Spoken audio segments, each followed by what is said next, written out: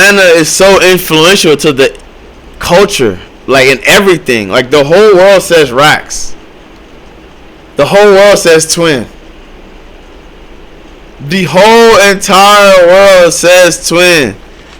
Everybody say Twin. Say Twin. Say Twin. Take me through there. Take me through there. Where we going, Twin? Like everybody say that right now.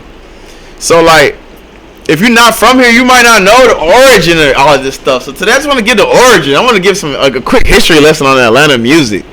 I feel like they're always talking about New York and Jay-Z and all these people. You know, and when we're from Atlanta, we like, who are them folks? We don't know nothing about them. We know who Jay-Z is, but we don't know the music.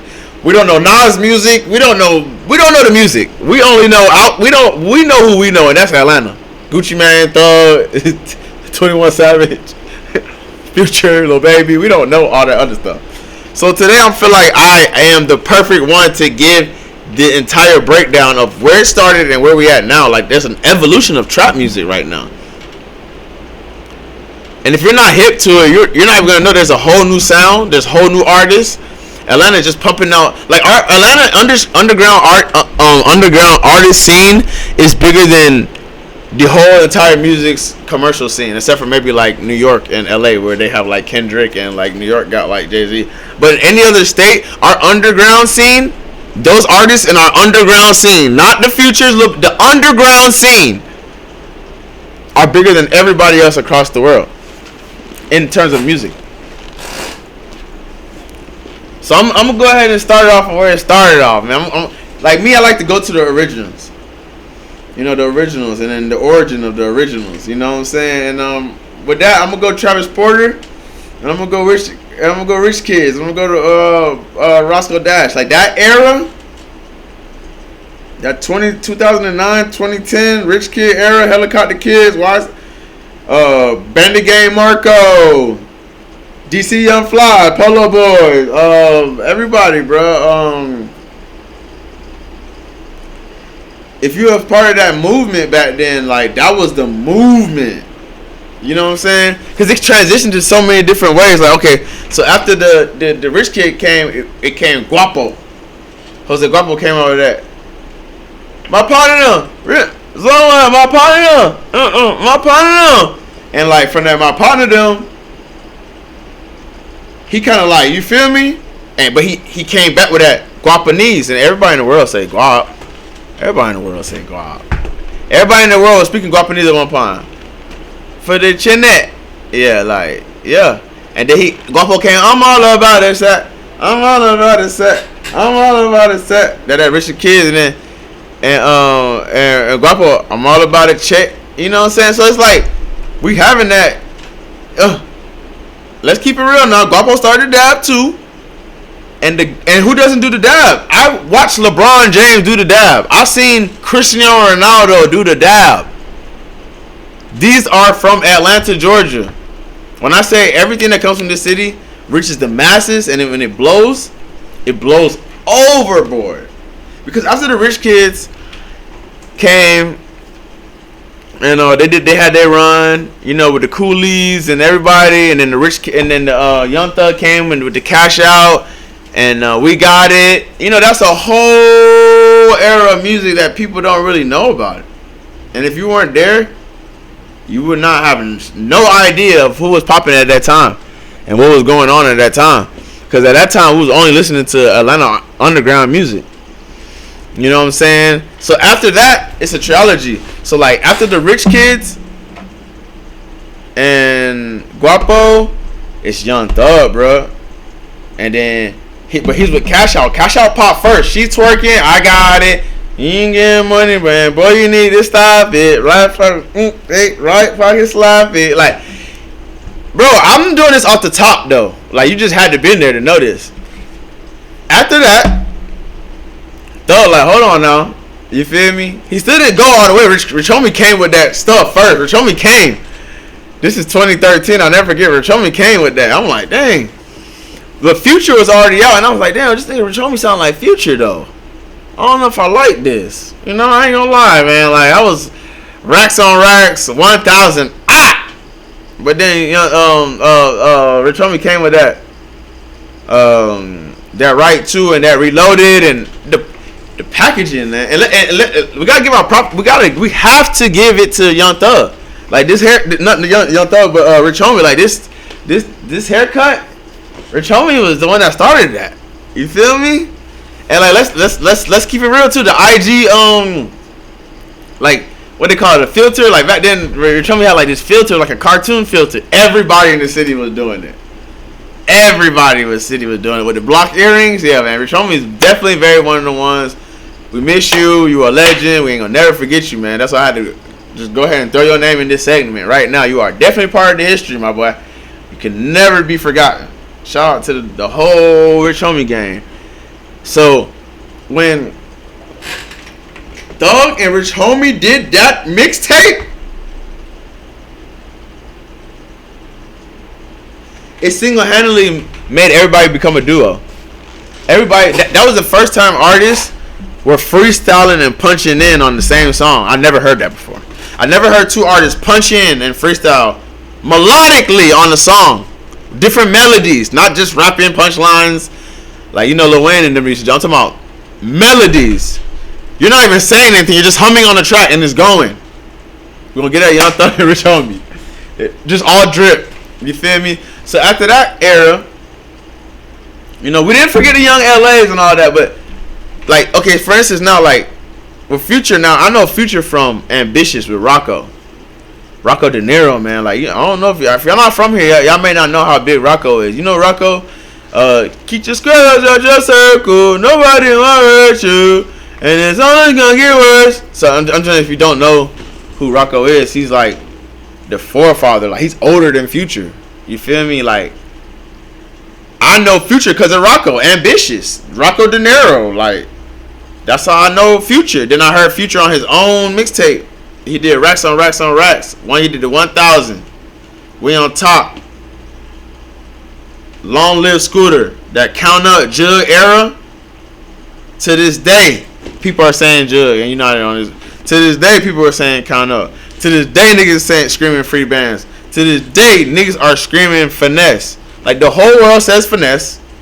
The whole world say free bands. And the whole world say Jug. Like, that's how influential we are as a city. Like, the masses take our words and put it in their music. You know what I'm saying? So, that Young Thug to Cash Out to Future and that Count Up music, I'm going to have to go back to Thug now. I have to go back to Thug. Because when the Migos dropped, they saved Atlanta. The Migos saved Atlanta. Because let me say this. We always had this shit going though. Like, Gucci Mane is the forefather of trap. Like, when you hear a Zaytoven beat and you hear somebody ad-libbing on the song and you hear them keys, that's Gucci Mane's format. What the Migos did was they took that, packaged it into their own, and blew exponentially out of the water with it. But that sound and that melody and that the way they riding the beat, it's Gucci Mane. But for some reason, Gucci had songs with Wayne. We Be Steady Mobbing. He had songs with Mariah Carey. He did not completely cross over. That Bad and Bougie took Atlanta, and that's why you gotta give Offset. You know, we might see Offset in the media and have a whole different opinion about him. But one thing I can tell you about Offset is I'll be watching his movements, bro. He made sure to get Lil Uzi on that Bad and Bougie song because he did the hook and he did the verse and he knew how hot that hook and verse is. And he knew that if you could just get people to listen to that hook and that verse, it was over with. I single-handedly took that whole culture to Nigeria. The backwoods, the trap music. When I took that Bad and Bougie and all that to Nigeria, the Bad and Bougie wasn't out. This is just the bando and all that. I was playing their music. By the next year, December, they were performing Bad and Bougie in Nigeria. And that is their first ever overseas show. And that is their first viral moment. Go look it up. The Nigerians knew the song word for word. Bad and Bougie. They were so perplexed and had to stay for such a long time to end up shooting the call casting video. That's how that came out in Lakers too. Just feeling the energy, like, wow, we really have fans. You know what I'm saying? So I like to credit myself for all of this. You know what I'm saying? Just having the foresight and just knowing, like, okay, they gonna like their music. They gonna like that. They gonna like that music. You feel me? Like I said it, like after the Migos, bro. Future was already in the cut, but he could not cross. I don't know what it was. When he dropped that Monster, he went crazy. But see, you gotta understand, it wouldn't be no Monster without the Blanguage. And I feel like Young Thug, that's why I'm saying Young Thug is the most impactful and influential artist we got. Because he did that video Blanguage with Metro Boomin, and that put a face to the producer. We already knew who he was. We knew that he did this song with Future, Karate Chop, but we did not know his verse.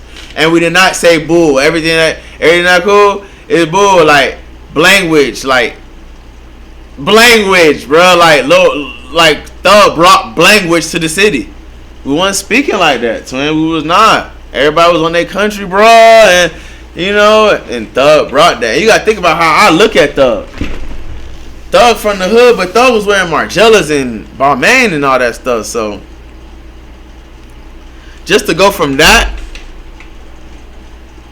and then you drop Barter 6, because Barter 6 is what birthed everything after that. Like that's like the Playboy Cardis, the Lil Uzi Verts, just mention it, bro. Thug was the first. Distressed jeans, Balmains, with the blonde hair. With the red fingernail, a slat, man. He started all of this. He is the most influential person we ever had out of the city. So from that being said, it's a whole evolution, man. Once 21 Savage dropped, because the Migos was like, all right, we're crossing over. Once 21 Savage dropped, that was like the knife. That was it. That's when we stamped Atlanta as the greatest city in music. Because nobody had a rise like 21. 21 didn't need any artists. He came to my room, and this girl came to my room, and her name is Shadi. Her name is Shadi. Her name is Shirley, by the way, Haitian. Shout out to Shirley. You put me on there. I'll never forget. Cardi, twin. And that was the transition. Cardi and Lil Uzi Vert. When he came down here and got that, I got them big rappers on me. Like, yes, Uzi needed Thug. You needed Thug. You my favorite rapper, but you needed Thug. You needed Thug to do that big racks on you. That's how I know you, twin. You feel me? So it's like, just seeing that transition from that to the Rockstar movement, because now it's like, okay, you have a Baby Plug. Shout out to Baby Plug. Was an artist I was working with. He ended up getting locked up. But everybody is Baby this and Baby that now. I'm just laughing like, dang, man, you really changed the game. His whole melodic sound, everything is just crazy how like it comes in full circle. So with that being said, I'm gonna just say like Atlanta, because you got Ken Carson now and you have Destroy Lonely. That doesn't sound like Gucci Mane. That's their own sound, and guess what? That is the sound people want to hear. Like shout out to Ian Connor. I've been seeing him in the loop a lot in the rooms with. He got this like new set of kids that he's working with, and they call him Unk. Oh wait, Teezus, Diamond, Peso. I be watching them a lot, you know, and it's dope just to see how they reacting to Unk. You know what I'm saying? So the new evolution now is. We got Rock Baby, we got Lil Hot, we got Fa, and we got I'm gonna go Prada Bag Shawty. These artists, you probably won't even see them, but if you go on their Spotify, they have millions. So it's like music has translated from like the streets to the Destroy Lonely type to the Ken Carson type. Like you want to feel like you're about to travel, get money, look nice. You don't want to feel like you're about to go stain something. You know what I'm saying? And I feel like that's a new transition right now. The new transition is that rock star, rich, high life, bro. Instead of forcing the P.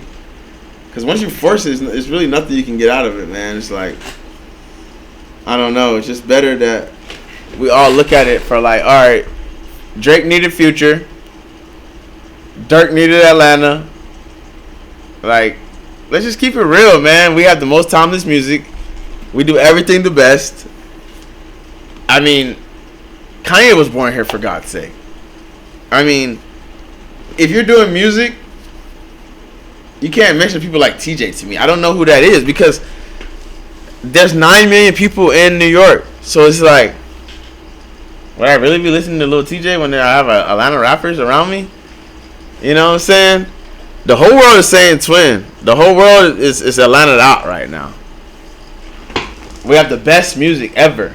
I feel like with that, Gucci Mane, Future, T.I., I don't think there's any other. Okay, if I can add them, I'll add the Migos. There's no better trio in the world. I need every city to lock in right now and tap in. Tell me what city has 3 bigger artists than us. And make sure their music is still relevant. I don't want to hear, oh, I'm from Gary, Indiana, we got Michael Jackson. No, I'm talking about this trap. Who is more influential than Atlanta? Who got more artists? Because I'm going to go ahead and say this right now. Our underground are bigger than y'all mainstream. Like, for instance now, like, Baby Drill is bigger than the mainstream artist somewhere else. And that's just because he's from Atlanta, Georgia. You know what I'm saying? That's just going to give you the stigma of where you are.